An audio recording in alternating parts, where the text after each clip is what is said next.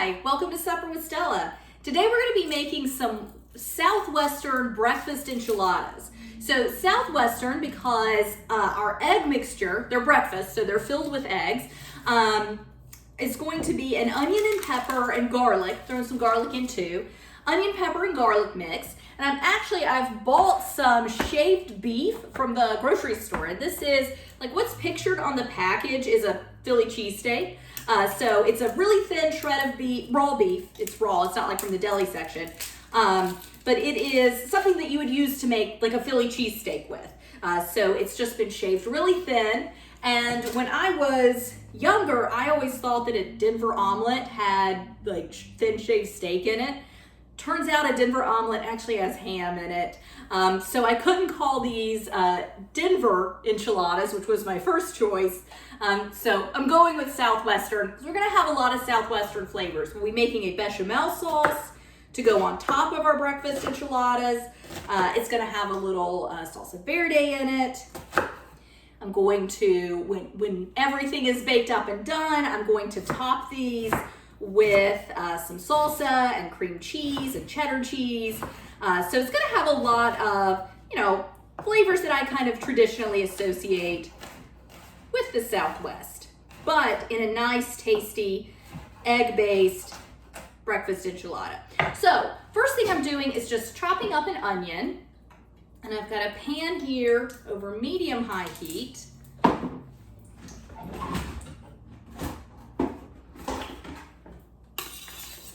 And just want to go ahead and get my onion in and get it sauteing. So I'll go ahead, chop up my onion and my pepper, get them sauteing, and then start chopping my garlic.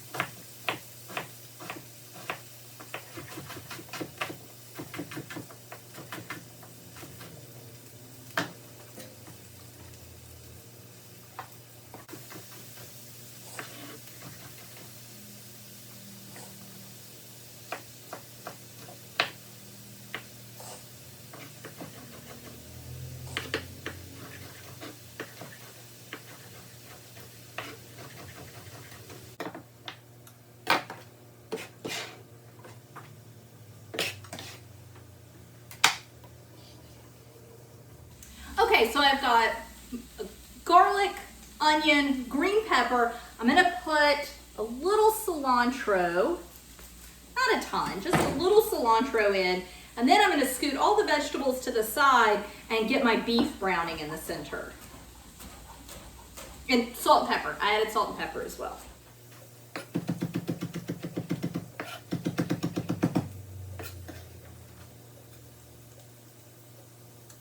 So my vegetables are good and soft. They're not fully browned yet, but they are softened up. So they're gonna continue to cook while this beef cooks, and it's not a very fatty cut of beef. So I am going to add just a little more avocado oil to the bottom,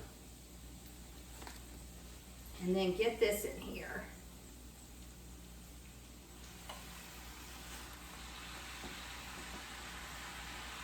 So it's kind of all just like one big lump of meat.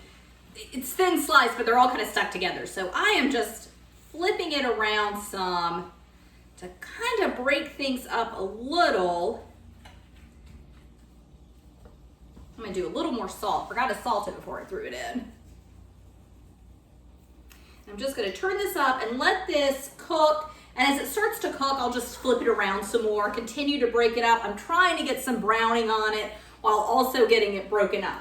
But while I'm doing that, or while that is cooking, I am going to go ahead and grate my cheese. So I'm actually gonna use this cheese in 3 different ways. I mean, it's an entire, block of cheese. So I am gonna use it in the bechamel sauce that we'll make. We're making like a salsa verde bechamel that goes on top. So our enchilada sauce. So I will use it in the bechamel sauce. I will use it in the eggs that will cook in this pan as soon as this is finished cooking. And then I will use a little to sprinkle it on top. So 3 different ways. Let's see, I want to do, I believe, a cup of it in I'm gonna have to look at my recipe. I know I need 1 cup and then 2 half cups. So I'm just gonna go ahead and grate half of this for my 1 cup. And I'm just eyeballing what half this block is.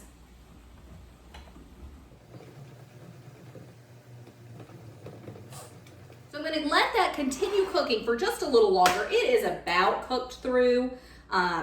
I just wanna make sure all that shaved beef really stuck together. So I just wanna make sure I can get it separated out. And I'm gonna go ahead and start working on my eggs. So I've got a dozen eggs here. I don't really think that I'm gonna actually need a dozen eggs. So I'm gonna start with 8. This should make 8 enchiladas.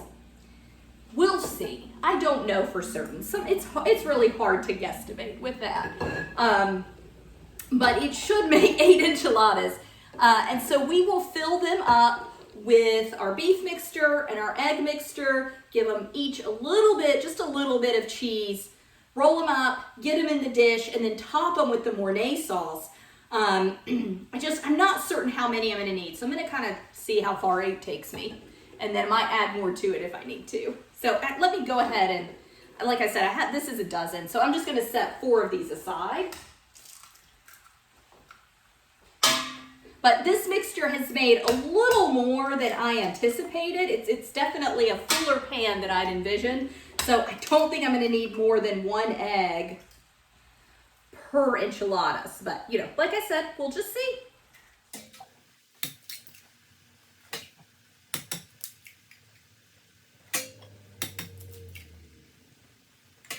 So giving this kind of its final toss, everything. The beef no longer looks pink. It's definitely cooked through. It really did start coming apart as I worked it down. So I'm gonna go ahead and just get it off the eye, get it onto our plate.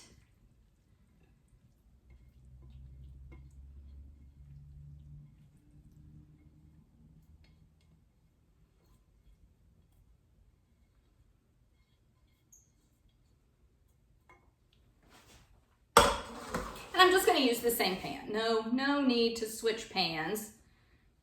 And I'm gonna use the same spatula because there's also no need to switch this spatula up. It's all gonna get mixed together anyway. Okay, I'm gonna rinse my hand off, but just get a little avocado oil going in that. Bacon fat would be really good here too. Should have done that, but just didn't remember. And I'm gonna rinse off and then I'll whisk up my eggs.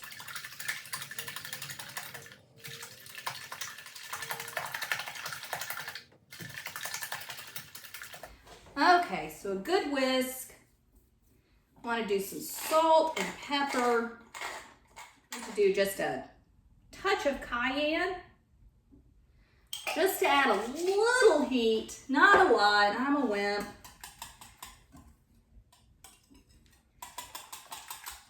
And then a little cream. I always do a little bit of cream in my scrambled eggs, so just a splash of cream.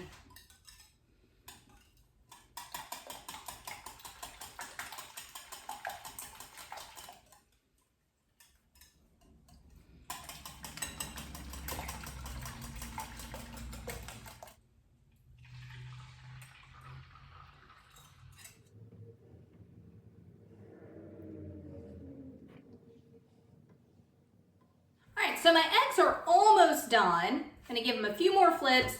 Normally when I scramble eggs, like not overcooking them is a priority. I don't want them overcooked, but this is also going to go in the oven after this. So, you can be a little more lenient with it, I think.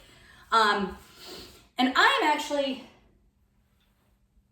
I'm gonna go ahead and add half a cup of cheese to these. Should have added it a little bit earlier, but I think adding it to the eggs now is going to be easier than trying to portion that out into each individual enchilada.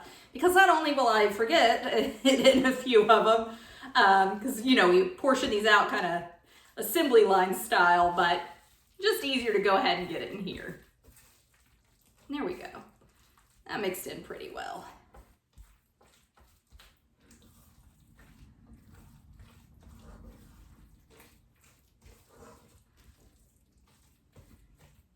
So now I won't forget the cheese, and they're all gonna get a good amount. So I have already turned the heat off.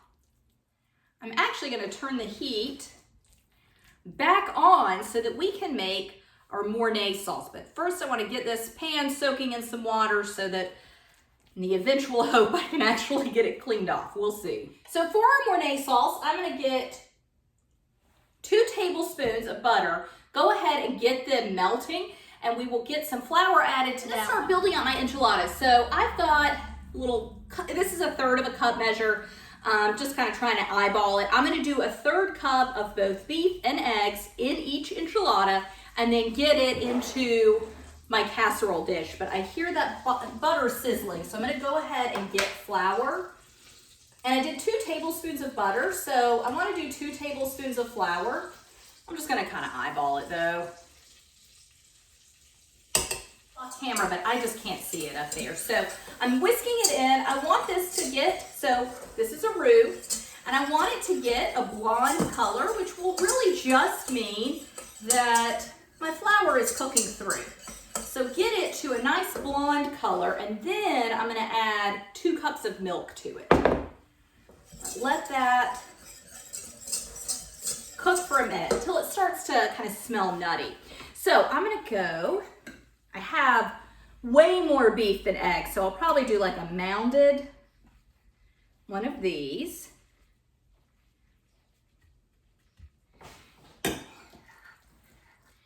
And then, I didn't expect this to be so messy. Evenly put a scoop of eggs on top. And since my cheese is already in it, I'm done. I'm just gonna roll it up, which isn't really much of a roll. I'm really just folding my sides over. I'm leaving these open on the end. And then I'm gonna put this, seam side down into my casserole dish. I said 8. I don't know if I'm gonna fit 8 in here. I think I'm gonna have a lot of enchilada filling left over, which is fine. I can certainly find something to do with it, but we'll see, we'll see. And who knows, I may need more eggs.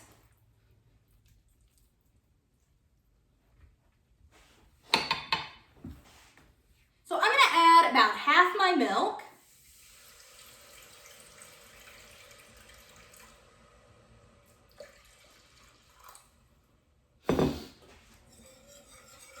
And just immediately want to start whisking this in.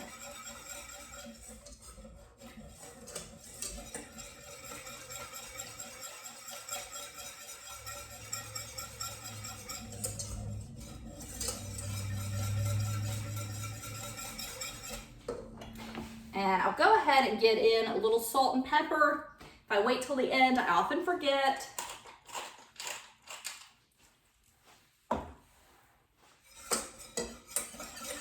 Now, since I'll be adding cheese to this, and I'm actually gonna add some salsa verde as well, since I'm adding those, I don't wanna add a ton of salt and pepper because both cheese has a good bit of salt in it, and the salsa verde, of course, does as well. And it's got its own spices, so I'm not adding any like chili pepper or cumin or anything because I know my salsa verde, I mean, I can't remember off the top of my head everything I put in it, but it's definitely got a very flavorful profile just to be eaten on its, own or with chips, of course. So I don't really feel like I need to really add too much flavoring to that sauce because that's gonna bring plenty.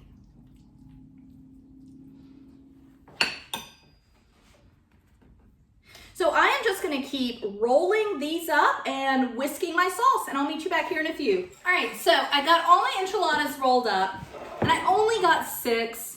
I think that I probably could have rolled them a little tighter and have gotten at least 7 in there, maybe 8. My measurements were all good though. I did only need 8 eggs, and I now get to have 2 enchiladas for lunch. So in the end, it worked out really, really well for me. Not gonna lie, I always get so hungry when I'm filming this stuff in the middle of the day, and I never prepare for lunch, so bonus. I now have lunch. All right, we're back, and my bechamel has finally thickened up. So it really does take a while before it gets there.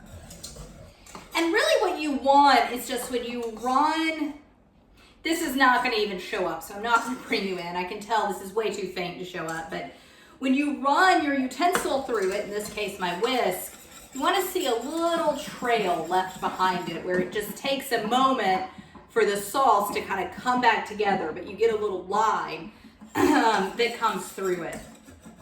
So I am just whisking it. I got it a little too hot, so I've got a couple solids sticking to the bottom here. Switching back to a spatula, and I'm adding in the cup of shredded cheese. About half a cup of this salsa verde. And this is just a homemade salsa verde that I made last year.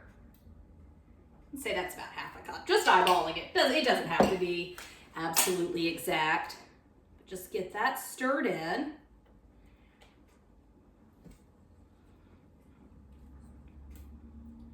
And the salsa verde is going to keep this Mornay sauce somewhat light in color. If I'd used a traditional salsa, which I will use on top when I go to serve them, if I'd used a traditional salsa, it would really, it would give me a pink sauce, which isn't really what I was going for.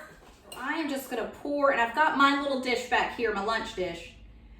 So I want to save a little for it. So I am just going to pour the majority of this on my enchiladas. I'm going to get a little on my enchiladas for lunch.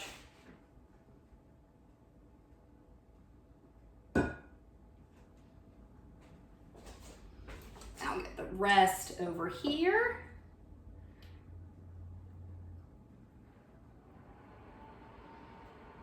So I want to get the rest of my cheese. I'm going to sprinkle just a little bit on my lunch enchiladas. And I'm going to eat those for lunch. So I'm going to get them stuck in the oven just so the cheese melts and everything comes together. These don't need to bake a long time or anything.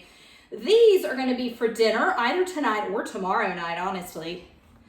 And so they're just I'm going to put a top on this, stick them in the refrigerator, and then just give them enough time really to heat through tomorrow. There's really everything in this is cooked. It's just kind of bringing those flavors together.